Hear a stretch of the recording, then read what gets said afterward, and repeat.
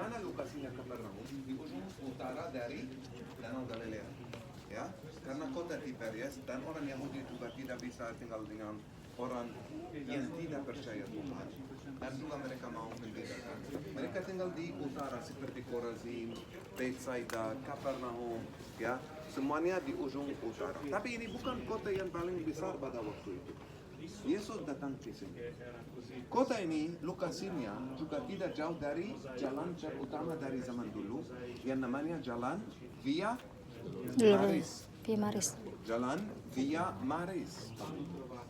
Saudara-saudari, Yesus juga memilih tempat yang strategik. Jalan Via Maris artinya itu jalan tol, di mana orang dari utara, dari kerajaan Aram, Mesopotamia, kalau mereka mau ke selatan ke Mesir, ambil jalan Via Maris. Ini salah satu jalan terutama dari zaman dulu. Lalu mereka mampir di sini, melihat, mungkin dengar, dan mereka juga menceritakan. Itu sebabnya banyak berita, banyak orang waktu Tuhan Yesus berkhutbah di Bukit Sabda Bahagia atau di Mukjizat Tabda, ribuan orang menyertai Tuhan Yesus. Juga sampai tempat ini. Yesus di sini, Bapak Ibu, di daerah ini memilih 12 murid. Ya, ada satu murid dari selatan, itu namanya Yudas Iskariot yang mengkhianati Tuhan Yesus, tapi sisanya dari sini, dari Galilea. Dan di sini juga ada rumah Petrus. Yesus melakukan banyak mukjizat.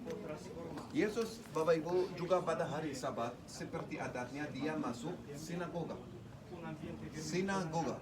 Apa sinagoga artinya dalam bahasa Ibrani atau namanya Bet Knesset. Bet Knesset sinagoga. Apa artinya Bet Knesset? Bet artinya rumah, Knesset di mana orang masuk berkumpul, ya. Dan apa lakukan di dalam sinagoga? Baca Alkitab, membaca dari Alkitab, memperdalam. Rabi imam, karena dia ahli Alkitab, dia yang selalu baca dari Alkitab, Taurat saja, Perjanjian Lama, dan dia menafsirkan Alkitab. Yesus juga lakukan sama waktu dia masuk sinagoga di Nazaret atau di sini. Dia menjelaskan sampai orang katakan, ini pelajaran baru. Ini orang berbicara dengan otoritas. Siapa orang ini? Berbeda karena Nabi Musa atau Nabi Elia, dia terima firman, ya, nubuatan dari Tuhan dan dia menyampaikan kepada manusia. Tapi Yesus, dia Tuhan, ya. Dia yang menuliskan Alkitab. Karena dia memang Tuhan, dia juru selamat, Yeshua Mashiach. Saudara-saudari, satu mukjizat yang dia lakukan waktu dia masuk sinagoga Bet Knesset. Coba lihat sebelah sana. Ini Bet Knesset. Fondasinya sinagoga asli dari zaman Tuhan Yesus. Fondasinya warna hitam. Karena daerah ini volkanik. Batu bazalt jenisnya, hitam. Tapi ini dibangun abad 4. Batu yang putih, abad 4. Kemungkinan jemaat di sini jadi besar, memperluaskan, mau membangun sinagoga kita, lalu mereka bawa batu putih. Tapi fondasi nanti kita melihat sinagoga. Dan ketika orang masuk sinagoga Yahudi, tidak boleh campur seperti kita, cewek cowok. Ini salah satu budaya. Ini juga salah satu tafsiran kenapa mereka begitu dunia laki-laki mukjizat tabda. Karena tidak boleh cewek cowok, ya. Apalagi dalam sinagoga terpisah. Nanti di tembok peradaban kita akan melihat bagian perempuan, bagian laki-laki. Tidak boleh dalam sinagoga. Satu mukjizat yang Tuhan Yesus keluar waktu dia keluar, masuk ke rumah Petrus. Dan dia di rumah Petrus menyembuhkan ibu mertua Petrus. Yesus masuk rumah Petrus, Injil Markus pasal 1 ayat 29, dan di rumah Petrus dia menyembuhkan ibu mertua Petrus. Tapi rumahnya juga pada abad 4. Apa yang terjadi? Yesus disalibkan pada zaman Romawi. Abad 4, kerajaan Romawi bertobat, ya, oleh Kaisar Konstantin dan Ratu Helena, dan ganti jadi Kristen. Menggantikan namanya jadi Bizantium, kerajaan Bizantium. Dan abad 4 pertama kali orang Kristen dapat izin untuk membangun gereja-gereja. Sebelumnya dilarang. Sebelumnya maksudnya abad 1, 2, 3 tidak boleh membangun gereja. Karena kerajaan Romawi tidak percaya Tuhan, percaya Dewa. Abad 4 ketika kerajaan Romawi tertobat, jadi Bizantium, orang Kristen mulai membangun gereja-gereja. Tapi yang terjadi abad 7 tahun 614 Masehi, ya, kerajaan Persia menaklukkan tanah perjanjian dan menghancurkan semua gereja yang dibangun oleh kerajaan Bizantium.